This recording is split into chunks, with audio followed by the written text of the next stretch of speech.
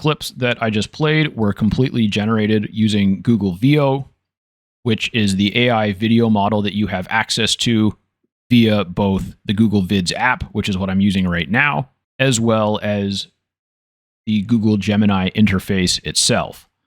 And in some cases, working in the chat interface here can be really handy, but I find that it's faster and more effective, and the watermarks are much easier to work with to do most of my video work in the Google Vids app.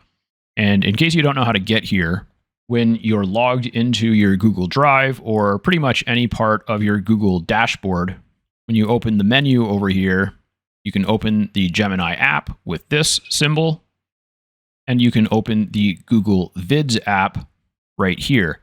And these might not appear in the exact same place on your dashboard. I think that they tend to organize themselves, at least partially, based on how often you use them. So they might be further down for you. And you absolutely can do everything that I'm going to show you right here in the Gemini app itself.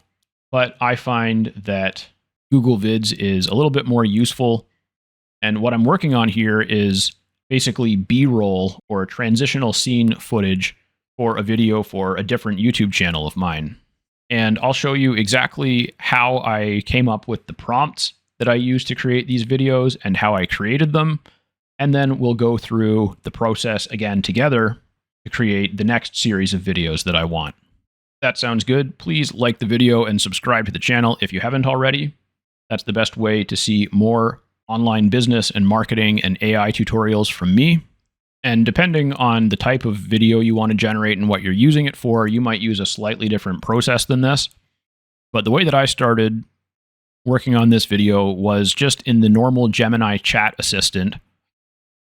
And I wanted to make a video on the topic of social contagion, so I asked it to do some research and provide me with examples of that.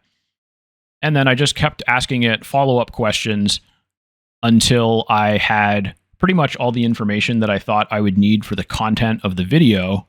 You can see it's got all these sources cited. And then once the above conversation contained pretty much all the information that I figured it would need, I used this prompt, asking it to draft a script for a video with a specific title. I gave it a starting point for the script because I had an idea of how I wanted it to start, so I figured I would give it that. And because I use Gemini a lot, I knew that when you ask it to write a script for something, it typically doesn't just write the dialogue. It'll also write directions for what the camera should be doing or what the shot is of and things like that. And since I know that Gemini tends to do that automatically, I didn't ask it to do that. I just basically said, write a script, and I gave it an idea of what I wanted it to write the script about. And I also enabled canvas mode down here at that point. So when you click on the plus, you can enable or disable specific tools. Some of them will force you to start a whole new chat, like the video tool. But in Canvas, you can enable it or disable it in order to create documents like this. And so it wrote the script for me, and I can open that here. And then I used one prompt to just get it to simplify the script a little bit. And I also asked it to change what was previously just a description of the shot into a detailed prompt for AI video generation. And so that's what I ended up with here. The video prompts are in these square brackets. And then I went to share and I exported it to docs so that I have a actual document with all of this in it. And I've been slightly modifying the video prompts just to make sure that they are going to give me exactly what I want. But the AI wrote like 80 to 90% of most of the prompts that I'm using. And so if you want to do a simpler version of that, you can just start a normal chat with Gemini, give it an idea of the video that you want, and ask it to write a detailed prompt for the video generator. And another thing that I definitely recommend that you do in the vast majority of cases is start by generating an image. And that's what I did here.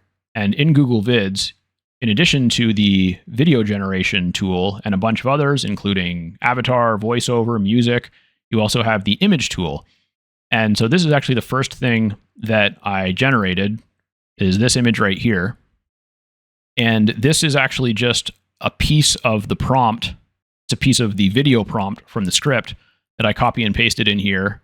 It just says a historical charcoal sketch of 17th century Salem village under a stormy sky. So it gave me this sketch.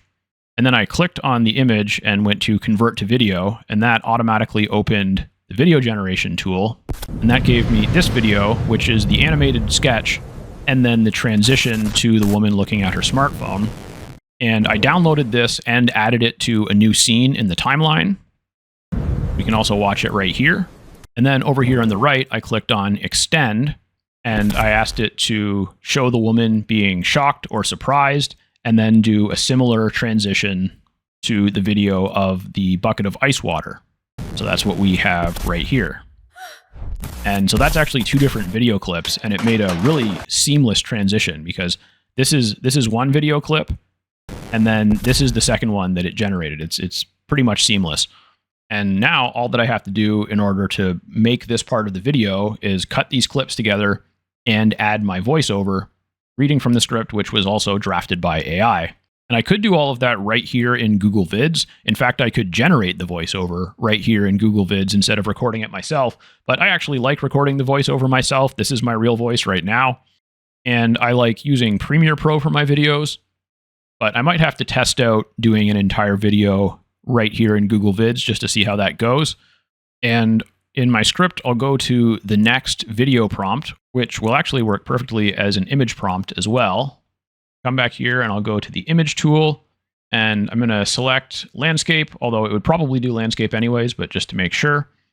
I'm going to leave the art style blank, and I'll paste this in, and I'm just going to get rid of the subtle glitch effect part, because that part only really applies to the video, and we'll generate this. And I can click on this to preview it, and I can click on this to preview it, and then right-click to download it. Right-click and go to Save Image As. And then I'll add a new scene that I can insert this image into. And then I'll say Convert to Video. And I'll paste in the full prompt and hit Generate. And while that's working, I can go and grab my next prompt. And I'm going to do the same thing with the next video prompt provided for me by Gemini. So I'll copy this and go back to Google Vids. And while I'm here, I can check on this. And just like with the image, I can right-click to save it to my computer. Since I don't really need a scene with just the image, I'll just hit replace, and it'll replace the image in this scene, and I can scale it up. And now I can play it as a part of the existing video. For the ice bucket. And if I were just going to work in here, then I would need to add some sort of a transition in there, which wouldn't be difficult. I could have just started from this video and extended it, but it'll be really easy to add a transition in Premiere Pro as well.